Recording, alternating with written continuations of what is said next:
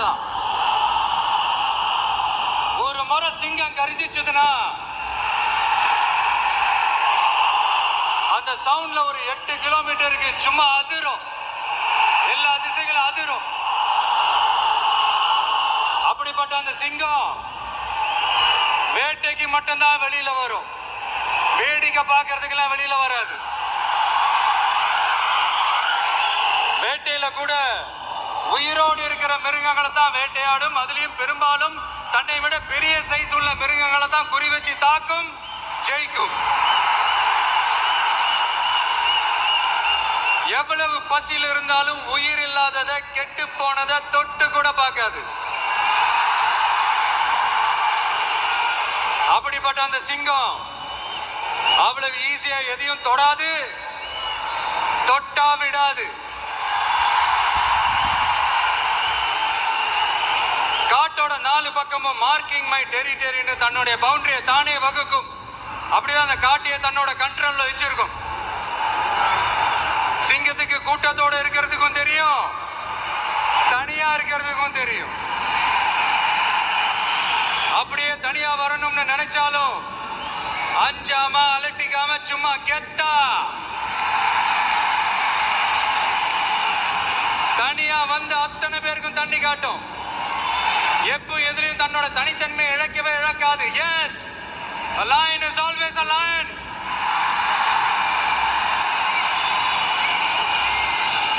There are so many jackals and other animals in the forest, but there will be only one lion. And even if it is single, it will be the king of jungle. It is not only a description but also a clear declaration.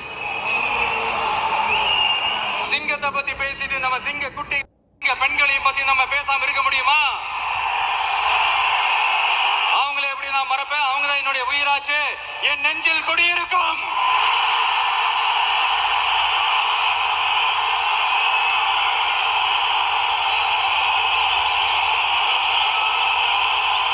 என்னுடைய தோழர்களுக்கும் தோழிகளுக்கும்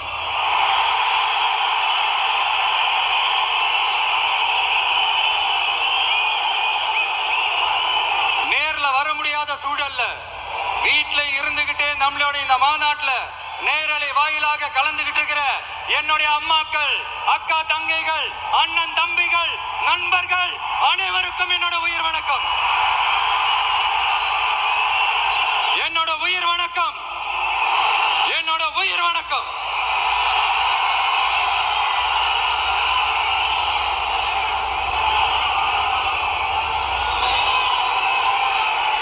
வீரம் விளையும் மாமதுரை மண்ணை வணங்குகிறேன்.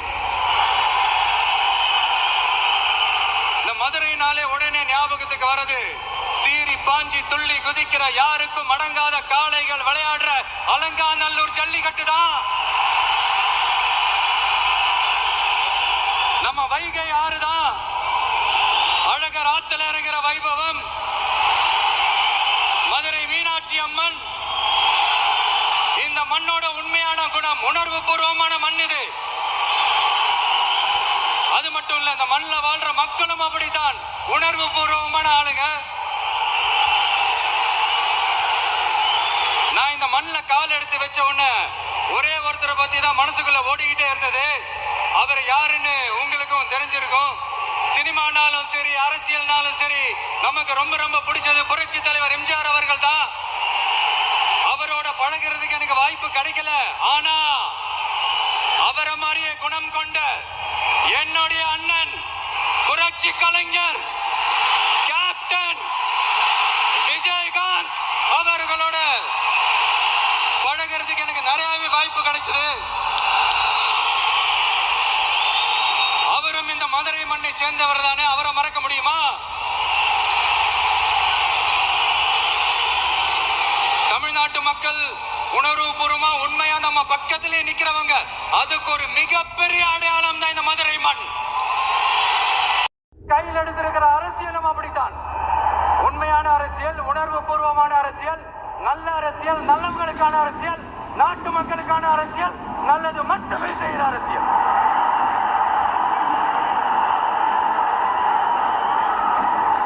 இதோ நம்மள இருக்கிறது. அப்படி இந்த மாநாட்டுக்கு பேர் வச்சிருக்க. அதே மாதிரிதான் அடுத்த வருஷம் 2026ல அப்படி ஒரு வரலாறு திரும்ப போகுதுன்னு உறுதியா சொல்றதுக்கான மாநாடு தான் நம்மளோட இந்த 2வது மாநில மாநாடு. விக்கிரவாண்டி விசாலையில நம்மளுடைய ஃபர்ஸ்ட் மாநாடு நடத்துறோம், வெற்றி கொள்கை திருவிழா. அதுக்கப்புறமே நீங்க பார்த்திருப்பீங்க, தமிழக அரசியல் அந்த தட்ப வெப்பத்தையே மாத்திடுச்சு. நமக்கு எதிராக எத்தனை குரல்கள். ஆனா உங்களுக்கு தான் நம்மளை பத்தி நல்லா தெரியுமே, எந்த குரலையும் காதலையே போட்டுக்காம மக்களோட குரலை மட்டுமே கேட்டுக்கிட்டு நமக்கு எதிராக வர அத்தனை கூக்குரல்களையும் சின்னதா ஒரு சிரிப்போடவே கடந்து வந்திருக்கிறோம். அது இல்லாம நம்ம மாநாட்டில் ஒலிக்கிற இந்த குரல் இந்த ஒற்றை தமிழ் மகனோட குரல் மட்டுமல்ல, ஒட்டுமொத்த தமிழ்நாட்டு மக்களுடைய குரல். தமிழ்நாட்டில் இருக்கிற ஒவ்வொரு வீட்டில இருந்தும் ஒலிக்கிற குரல், ஒட்டுமொத்த உலகெங்கும் வாழும் ஒவ்வொரு தமிழ் வீட்டிலிருந்தும் எழும் குரல். இந்த சினிமா என்கிற மாபெரும் கலை ஆயுதத்தின் வாயிலாக சாதி, மதம், இனம், பாலினம், மொழி கடந்து இந்த நாட்டின் மூளை முடுக்கெங்கும் ரசிகர்களாக இருந்து தோழர்களாக நம்மோடு பயணிக்க துவங்கியுள்ள அனைவரோடும் இணைந்த ஒவ்வொரு மனிதருக்காக ஒலிக்கிற உரிமை குரல். மாநில உரிமைக்காக, பெண் உரிமைக்காக, சமூக நீதிக்காக, சமநீதிக்காக, மதச்சார்பின்மைக்காக உண்மையா ஒலிக்கிற குரல். அதனால் இந்த குரலுக்கு எதிரா இன்னும் இன்னும் எத்தனை கூக்குரல்கள் வந்தாலும் ஓங்கி ஒலிக்குமே தவிர ஒரு நாளும் ஓயவே ஓயாது. Yes, it is an unstoppable voice, an unstoppable force.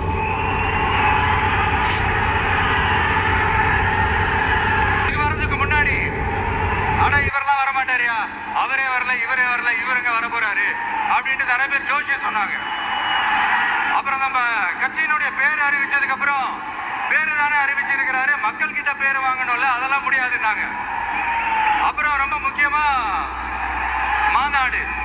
மாநாடுல எவ்வளவு பெரிய விஷயம், அதெல்லாம் இவர் ஒத்தால எப்படி பண்ண முடியும், சும்மா பக்கத்துல புசியானதை வச்சுக்கிட்டு மாநாடுல எப்படி நடத்தி காட்ட முடியும், அதெல்லாம் அவங்களால முடியாது.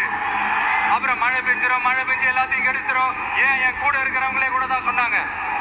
அதுக்கப்புறம் என்ன நடந்துச்சுன்னு உங்க எல்லாருக்குமே தெரியும். இப்ப புதுசா ஒண்ணு சொல்ல ஆரம்பிச்சிருக்கிறாங்க. அது என்னடானா, ஆட்சியை பிடிக்கிறதெல்லாம் அவ்வளவு ஈஸி இல்லை இல்லையா. இப்ப அதெல்லாம் விட்டாங்க, இப்ப இங்க வந்துட்டாங்க. இவர் நேரா ஷூட்டிங்ல இருந்து வருவாராம், வந்து ஆட்சியை பிடிப்பாராம். அது எப்படி இவராலையும் முடியும், அவராலையும் முடியல, இவராலையும் முடியல, அவருக்கு அத்தனை வருஷம் ஆச்சு, இவராலையும் எப்படி முடியும் ஒரு பக்கம். இன்னொரு பக்கம் கூட்டம்லாம் ஓகே தான், அது எப்படி ஓட்டா மாறும் அப்படின்றது இன்னொரு பக்கம். இப்படி கதை, திரைக்கதை, வசனம், இயக்கம், பாடல்கள்,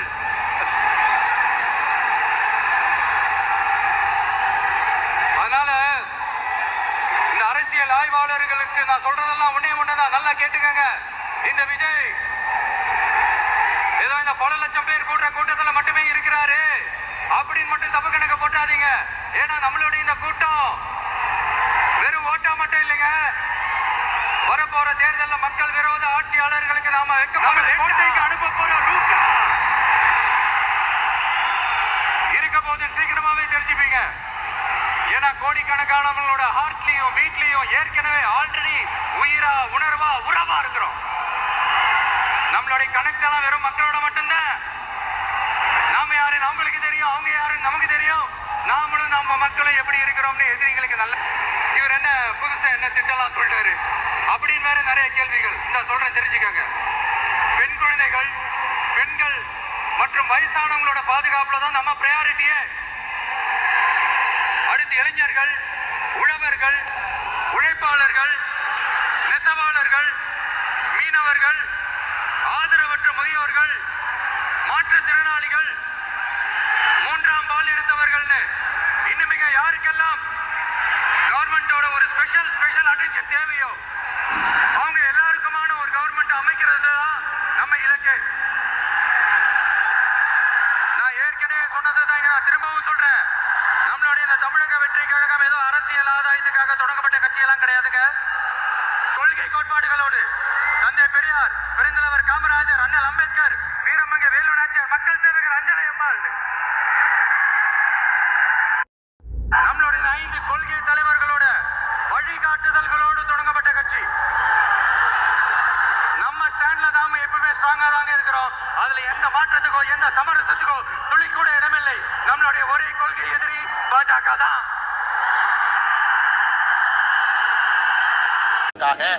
ஒரு மேடை இருக்கின்றது என்கின்ற ஒரே காரணத்திற்காக நான் கச்சத்தீவை பத்தி பேசுவேன்னா பேசுறதுங்க, நான் தவறு இல்லை, பேசுறது தவறு கிடையாது. ஆனா இத்தனை நாள எங்க போனாருங்கன்னா, இது எப்படியா இருக்குன்னா, இது வடிவேல ஒரு படத்துல இருப்பார். காலையில பட்டையெல்லாம் போட்டுட்டு ஆட்டோவை ஸ்டார்ட் பண்ணி போவார். அது காலைங்கிற வடிவேல், அப்பா அம்மா காலில் விழுந்து. சாயங்காலம் அதே வடிவேல ஒரு டாஸ்மார்க் வண்டி விடுறா அப்படிம்பாரு. அந்த மாதிரி தான் இருக்கு. அரசியல் கட்சிக்கு முன்பு நான் வேறு, அரசியல் கட்சிக்கு பின்பு நான் புத்தானா எப்படி ஏத்துக்க முடியும்? ஆனா எல்லாருக்குமே தாய்மாமானா 50 வருஷமா தாய்மாமா எங்கடா காணாம போனாரு? எத்தனை சகோதரிகளுக்கு சீர் கிடைச்சது, எத்தனை சகோதரிகள் வீட்டுல விசேஷம் நடந்தது, அப்பெல்லாம் தாய்மாமா எங்க போனாரு? இல்ல இதே தாய்மாமா நடிச்ச படத்துக்கெல்லாம் இலவசமா டிக்கெட் கொடுக்குறாரு, காசு வாங்கிட்டு தான் டிக்கெட் கொடுக்குறாரு. அதனால தாய்மாமாங்கிற வார்த்தையெல்லாம் ரொம்ப யோசிச்சு பயன்படுத்த வேண்டிய வார்த்தைங்கன்னா, இன்னைக்கு சொல்றாரு ஸ்டாலின் மாமாங்கிறாரு. அது ஒரு முதலமைச்சர் இருக்கிறாங்க. எனக்கும் முதலமைச்சர் மேல 1008 கருத்து வேறுபாடுகள் இருக்கு, சரிங்களா? நீங்க மேடையில பேசும் பொழுது முதலமைச்சரை மாமா அப்படிங்கிறீங்க. இது சினிமால கேட்கறதுக்கு நல்லா இருக்குங்க. 2 பேர் விசில் அடிப்பாங்க, 2 பேர் கை தட்டுவாங்க.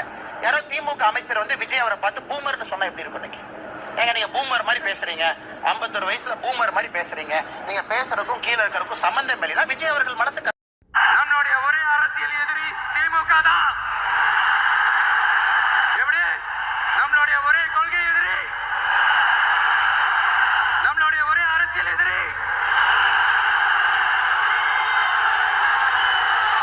ஏதோ அண்டர் கிரவுண்ட் ஆதாயத்துக்காக டீல் போட்டுக்கிட்டு, டீல் பேசிக்கிட்டு, இந்த அலையன்ஸ் வச்சுக்கிட்டு இந்த ஊரை ஏமாத்துற கட்சி எல்லாம் நம்ம டிவிக்கே கிடையாதுங்க. யாருக்காகவும் எதுக்காகவும் எந்த பயமும் கிடையாது. மாபெரும் பெண்கள் சக்தி நம்மளோட இருக்கிறாங்க, மாபெரும் இளைஞர்கள் சக்தி நம்மளோட இருக்கிறாங்க, ஒட்டுமொத்த தமிழ்நாட்டு மக்களுடைய சக்தி நம்மளோட நிக்கிறாங்க. அப்படி இருக்கும்போது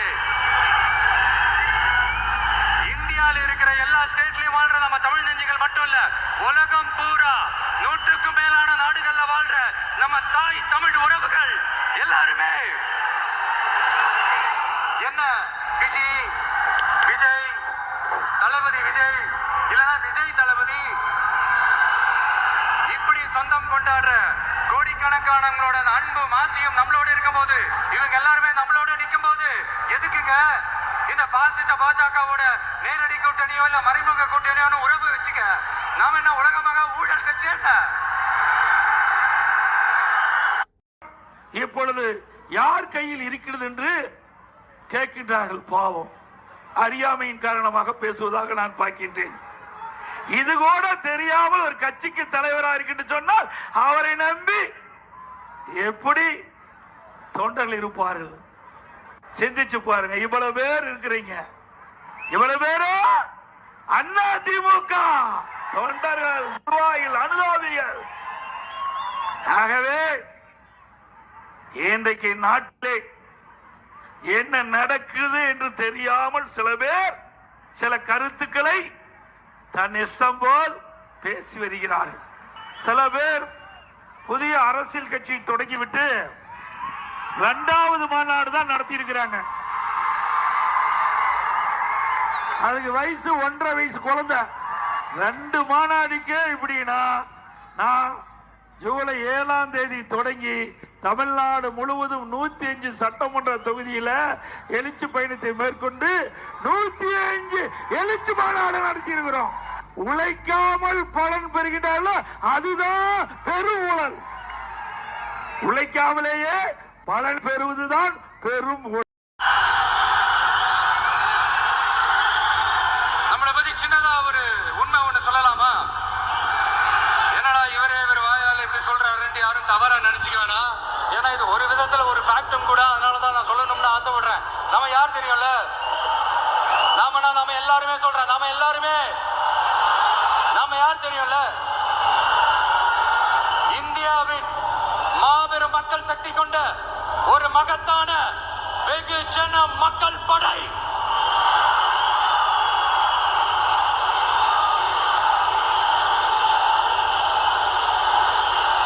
நம்ம தலைமையில நாம் அமைக்க போற இந்த உண்மையான மக்களாட்சிக்கான அச்சாரமாக மாபெரும் மக்கள் சக்தியை அணி அணியாக நம்மளோட திரண்டு நிக்கிறப்போ இந்த அடிமை கூட்டணியில சேர வேண்டிய அவசியம் நமக்கு இருக்குங்க.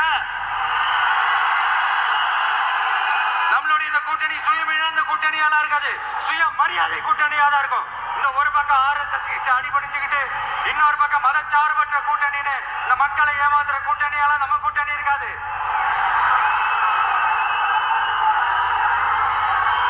நான் இப்பவும் சொல்றேன், நம்மளை நம்பி வர்றவங்களுக்கு ஆட்சியிலும் அதிகாரத்திலும் உறுதியாக பங்களிப்பு செய்யப்படும்.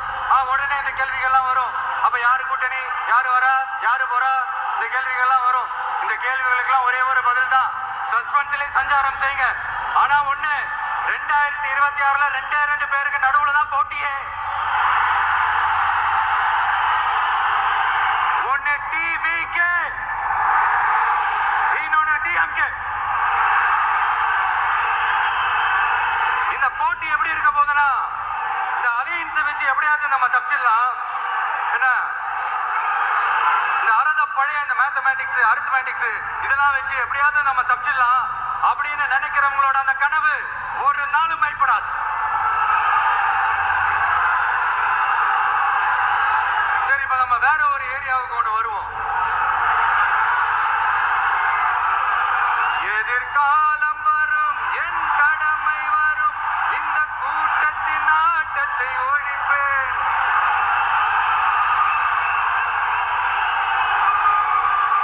மக்கள் அரசியல் என்ற அந்த சவுக்க கையில் எடுக்கலாமா?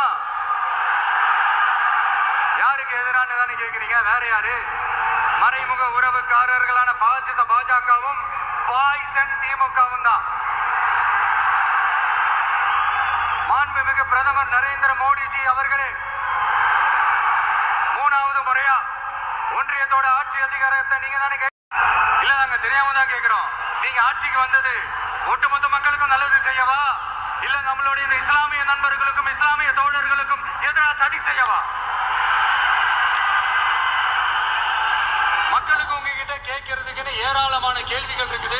அதனால அவங்க சார்பா, அவங்கள ஒருத்தனா, அவங்களோட ஒரு உண்மையான ஒரு பிரதிநிதியா உங்ககிட்ட சில கேள்விகள் கேட்கணும். மிஸ்டர் பிரைம் மினிஸ்டர் அவர்களே, நம்ம தமிழ்நாட்டு மீனவர்கள் கிட்டத்தட்ட ஒரு 800 பேருக்கு மேல இலங்கை கடற்படையால தாக்கி அழிக்கப்பட்டிருக்கிறாங்க. அதை கண்டிக்கிறதுக்காக உங்களை பெருசா எதுவும் செய்ய சொல்லல, சின்னதா ஒண்ணு மட்டும் செஞ்சு கொடுங்க. இனிமேலாச்சு எங்களுடைய மீனவர்கள் பாதுகாப்பா இருக்கிறதுக்காக இந்த கச்சத்தீவை இலங்கை கிட்ட இருந்து மீட்டு கொடுத்துருங்க, அது போதும்.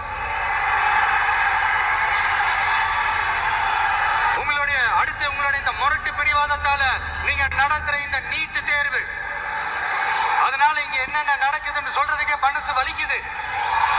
அதனால அந்த நீட்டு தேர்வு தேவையில்லைன்னு அறிவிச்சிருங்க, அது போதும். செய்வீர்களா திரு நரேந்திரபாய் தாமோதர் மோடிஜி அவர்களே? எங்களுக்கு என்னென்ன தேவையோ என்னென்ன நல்லதோ அதெல்லாம் செய்ய மாட்டேங்கிறீங்க. ஆனா ஆட்சி அதிகாரத்தை மட்டும் கையில வச்சுக்கிட்டு மக்களை ஏமாத்த நேரடியாக ஒரு பாசிச பாஜக அடிமை கூட்டணி ஒண்ணு. அடுத்து உங்களோட இந்த மைனாரிட்டி ஆட்சியை ஓட்டுறதுக்காக மறைமுகமாக RSS அடிமை குடும்பம்னு இன்னொரு கூட்டணி. இப்படி மக்கள் சக்தியே இல்லாத இந்த ஊழல் கட்சிகளை மிரட்டி அடிபணிய வச்சு 2029 வரைக்கும் சொகுசு பயணம் போயிடலாம்னு திட்டம் தீட்டி வச்சிருக்கிறீங்க. அதானே ஜி? என்ன ஜி? ஒண்ணு மட்டும் சொல்றேன், தெரிஞ்சுக்கங்க. என்னதான் நீங்க இந்த நேரடி மறைமுக கூட்டணி இந்த குட்டி கரணம் போட்டாலும் தாமரை இலையில தண்ணியே ஒட்டாது. தமிழக மக்கள் மட்டும் தண்ணியில வளரப்போகுது, மலரப்போகுது. ஏன்னா அந்த தாமரை இலையில ஏன் ஒட்டணும்? அதை பத்தி எங்களுக்கு கவலை இல்லை. தாமரை தண்ணியில வளரப்போகுது, மலரப்போகுது. எல்லாரும் ஆச்சரியப்படும் அளவிற்கு மலரப்போகுது. இப்போ அவர் ஆரம்பிச்ச அந்த கட்சியை, எம்ஜிஆர் அவர்கள் ஆரம்பிச்ச அந்த கட்சியை கட்டி காக்கிறது யாரு? இன்னைக்கு அந்த கட்சி எப்படி இருக்குது அதை நான் சொல்லிதான் உங்களுக்கு தெரியணுமா? அப்பாவி தொண்டர்கள் அதை வெளியில சொல்ல முடியாம வேதனையில தவிக்கிறாங்க. 2026ல சட்டமன்ற தேர்தலில் யாருக்கு ஓட்டு போடணும், எப்படிப்பட்ட ஆட்சி இங்க அமையணும்னு அந்த அப்பழுக்கற்ற அந்த தொண்டர்களுக்கும் ரொம்ப நல்லாவே தெரியும். அதனால என்ன வேஷம் போட்டுக்கிட்டு பாஜக இங்க தமிழ்நாட்டுக்குள்ள வந்தாலும் அவங்க வித்து எல்லாம் இங்க வேலைக்கே ஆகாது. இப்படி பொருந்தா கூட்டணியா இந்த பாஜக கூட்டணி இருக்கிறதுனால இப்ப ஆட்சியில இருக்கிற இந்த வெற்றி விளம்பர மாடல் திமுக என்ன செய்யுதுன்னு தெரியும்ல? பாஜகவோட உள்ளுக்குள்ள ஒரு உறவை ஒண்ணு வச்சுக்கிட்டு வெளியில எதிர்க்கிற மாதிரி ஒரு டிராமா ஒண்ணு பண்ணிக்கிட்டு எதிர்கட்சியா இருந்தா போங்க மோடின்னு பலூன் விடுறது, ஆளுங்கட்சியா இருந்தா வாங்க மோடின்னு கொடை பிடிச்சுக்கிட்டு கும்பிடு போடுறது. இது மட்டுமா? ஒரு ரைடுன்னு ஒண்ணு வந்துட்டா போதும், இது வரைக்கும் போகவே போகாத ஒரு மீட்டிங், அத காரணம் காட்டி டெல்லிக்கு போறது, அங்க ஒரு சீக்ரெட் மீட்டிங் நடத்துறது. நல்லா நோட் பண்ணணும் மக்களே, அந்த மீட்டிங் அப்புறம் இந்த இஷ்யூ அப்படியே காணாம போயிருக்குமே. அதேதான் Stalin uncle, what uncle is very wrong uncle.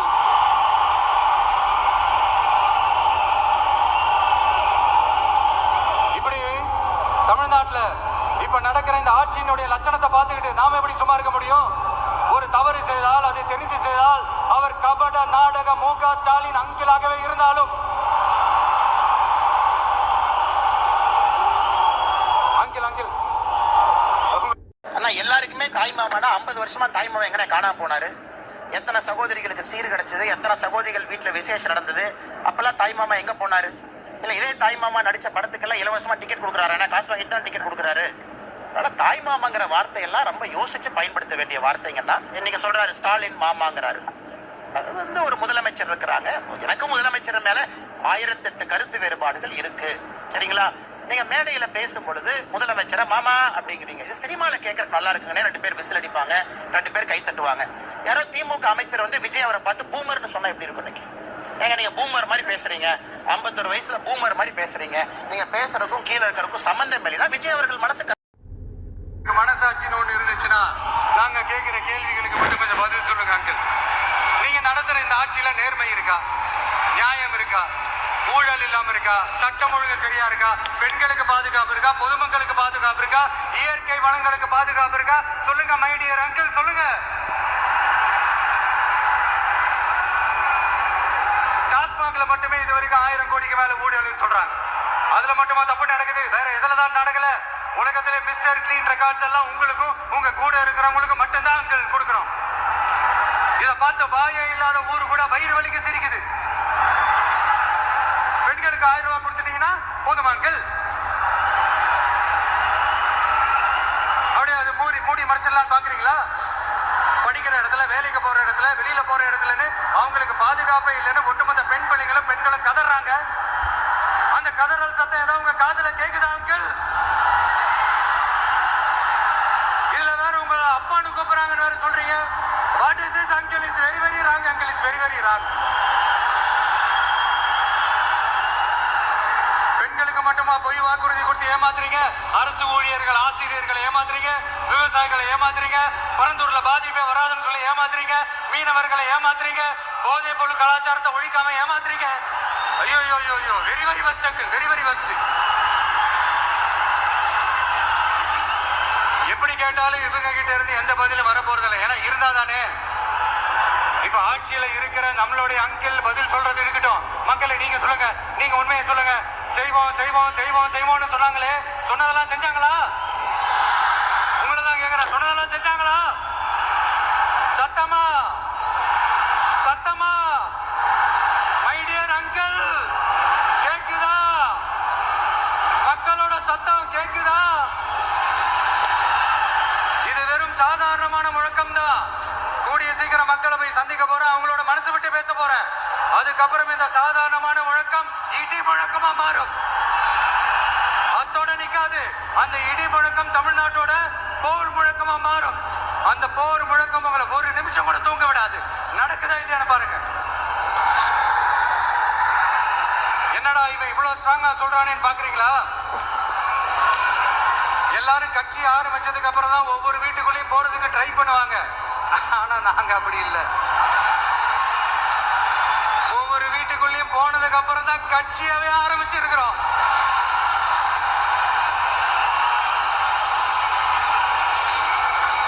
அதனால ஒட்டுமொத்தமா எல்லாருமா சேர்ந்து இந்த திமுக ஆட்சிய, கபட நாடக திமுக ஆட்சிய 2026 தேர்தல்ல வீட்டுக்கு அனுப்புறோம். வீட்டுக்கு அனுப்புறோம். என்ன நண்பா, சரிதானே? என்ன நண்பி, செய்வீர்கள் தானே? இப்போ உங்களுக்கு சின்னதா ஒரு சர்ப்ரைஸ். நம்ம கட்சியினுடைய வேட்பாளர் பட்டியலை இப்ப நான் அறிவிக்க போறேன். மதுரை கிழக்கு வேட்பாளர் விஜய். இன்னும் முடிக்கல ஒரு நிமிஷம், இன்னும் முடிக்கல. மதுரை மேற்கு வேட்பாளர் விஜய். மதுரை மத்தி வேட்பாளர் விஜய். மதுரை தெற்கு வேட்பாளர் விஜய். மதுரை வடக்கு வேட்பாளர் விஜய். மேலூர் விஜய். சோழவந்தான் விஜய். திருப்பரங்குன்றம் விஜய். திருமங்கலம் விஜய். உசிலம்பட்டி விஜய்.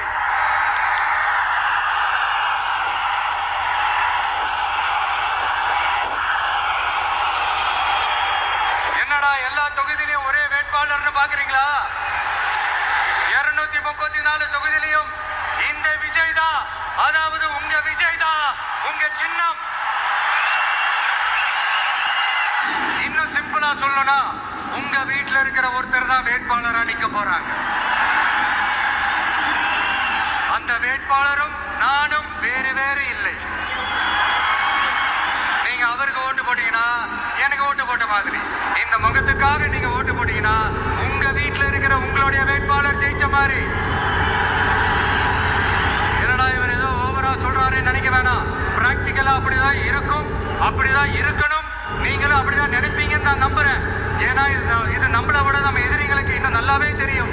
அதனால எல்லாம் இந்த அதிகார பலம் எல்லாத்தையும் தூக்கிட்டு வந்துருவாங்க. வரட்டும், பாத்துக்கலாம். TVK will take it, TVK will meet it, TVK will compete with it, and TVK will conquer it, TVK will conquer it.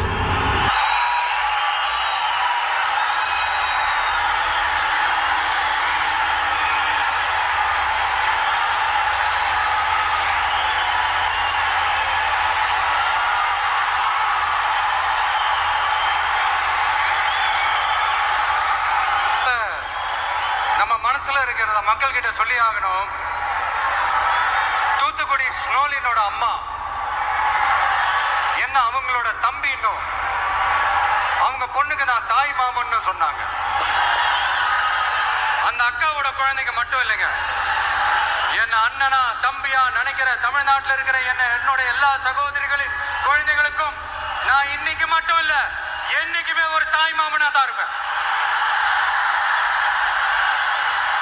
நீங்க எல்லாரும் என்னுடைய ரத்த உறவு, கூட பிறந்த பொறுப்பு. என் வீட்டு ரேஷன் கார்டுல வேணா உங்க பேர் இல்லாம இருக்கலாம், உங்க வீட்டு ரேஷன் கார்டுல வேணா என் பேர் இல்லாம இருக்கலாம்.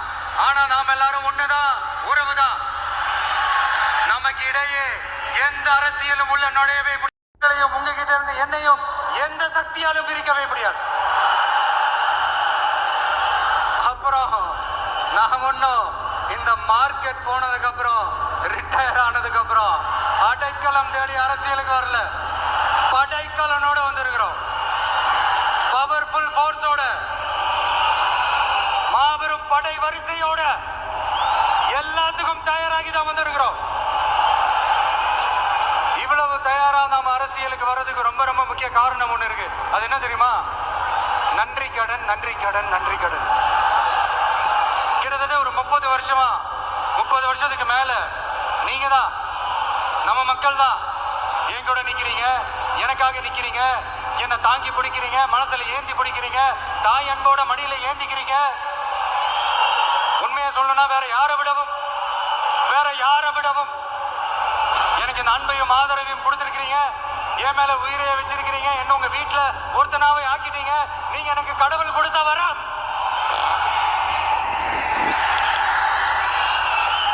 உலகம் பூரா நமக்காக நம்ம கூட நிக்கிற நம்ம மக்களை நான் எப்படி மறப்பேன்? நான் என் லைஃப்ல ரொம்ப உயிரா நினைக்கிறது பெண்களை, குழந்தைகளை, இளைஞர்களை, உழைக்கிற மக்களை தான். இவங்க தான் நம்மளோட வகைரா. இத பார்த்துதான் நம்மளோட எதிரிகளுக்கு பத்தி எரியுது. அதுக்காக நாம என்ன செய்ய முடியும்? அதனால நம்ம உறவுகளை, சொந்தத்தை, வகைராவை யாருக்காகவும் எதுக்காகவும் விட்டு கொடுக்க முடியாது இல்லையா? Here at this moment among this August gathering, I want to open my heart and say I enjoy people, I respect people, I worship people.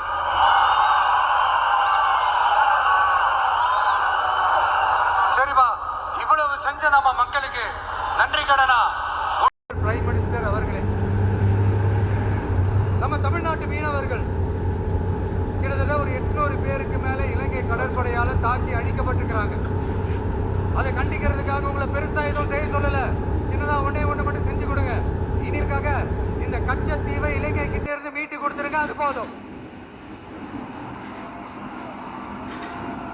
உங்களுடைய இந்த முரட்டு பிடிவாதத்தால நீங்க நடத்துற இந்த நீட்டு தேர்வு, அதனால இங்க என்னென்ன நடக்குதுன்னு சொல்றதுக்கே மனசு வலிக்குது. அதனால அந்த நீட்டு தேர்வு தேவையில்லைன்னு அறிவிச்சிருங்க, அது போதும். செய்வீர்களா திரு நரேந்திரபாய் தாமோதர் மோடிஜி அவர்களே? எங்களுக்கு என்னென்ன தேவையோ என்னென்ன நல்லதோ அதெல்லாம் செய்ய மாட்டேங்கிறீங்க. ஆனா ஆட்சி அதிகாரத்தை மட்டும் கையில வச்சுக்கிட்டு மக்களை ஏமாத்த நேரடியாக ஒரு பாசிச பாஜக அடிமை கூட்டணி ஒண்ணு. அடுத்து உங்களோட இந்த மைனாரிட்டி ஆட்சியை ஓட்டுறதுக்காக மறைமுகமாக RSS அடிமை குடும்பம்னு இன்னொரு கூட்டணி. இப்படி மக்கள் சக்தியே இல்லாத இந்த ஊழல் கட்சிகளை மிரட்டி அடிபணிய வச்சு 2029 வரைக்கும் சொகுசு பயணம் போயிடலாம்னு திட்டம் தீட்டி வச்சிருக்கிறீங்க. அதானே ஜி? என்ன ஜி? ஒண்ணு மட்டும் சொல்றேன், தெரிஞ்சுக்கங்க. என்னதான் நீங்க இந்த நேரடி மறைமுக கூட்டணி குட்டிகரணம் போட்டாலும், துணையா நிக்கிறத தவிர, அவங்களுக்காக உழைக்கிறத தவிர எனக்கு வேற எந்த எண்ணமும் இல்ல.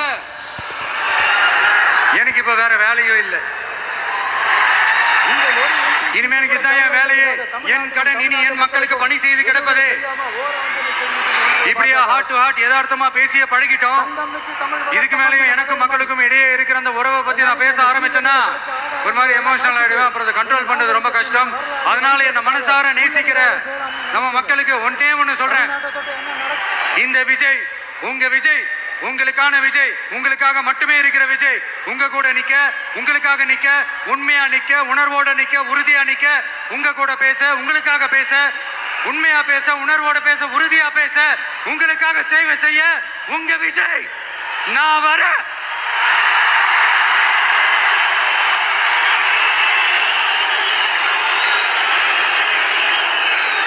சொல்லல முக்கியம், செயல் செயல் செயல் தான் முக்கியம். செய்கை தான் சும்மா சிறப்பா இருக்கணும். ஆட்சிக்கு வந்தனா சும்மா அது செய்வேன் இது செய்வேன் நல்லது செய்வேன் உருட்டுவேன் புரட்டுவேன் அதெல்லாம் கிடையாது.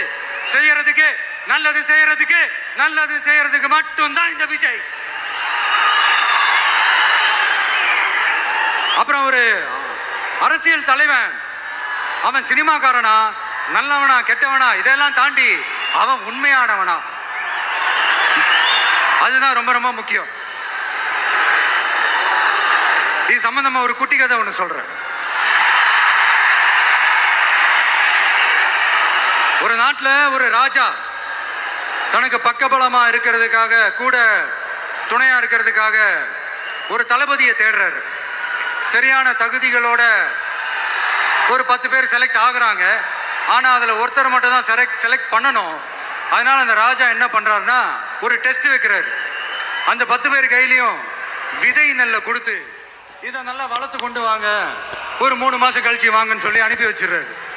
3 மாசம் கழிச்சு வரும்போது அதுல ஒருத்தர் ஆள் உயரத்துக்கு வளர்த்திருந்தாரு, ஒருத்தர் தோல் உயரத்துக்கு வளர்த்திருந்தாரு. அதுல ஒரு 9 பேரும் நல்லா வளர்த்து கொண்டு வந்திருந்தாங்க.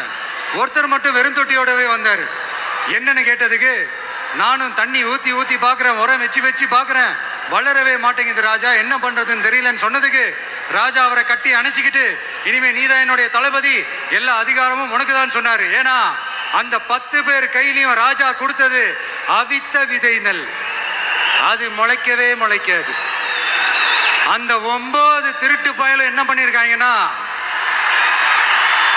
வேற விதை நெல்லை வாங்கி அதை வளர்த்துட்டு ராஜாவையும் மக்களையும் ஏமாத்திருக்கிறாங்க. ஆனா இவர் மட்டும் உண்மையை போட்டு உடைச்சிட்டார். அதனால ஒரு நாட்டுக்கு திறமை எந்த அளவுக்கு முக்கியமோ அந்த அளவுக்கு உண்மையும் நேர்மையும் முக்கியம். இப்போ நீங்க எல்லாரும் தான் அந்த ராஜா. நீங்க தேர்ந்தெடுக்க போற அந்த தளபதி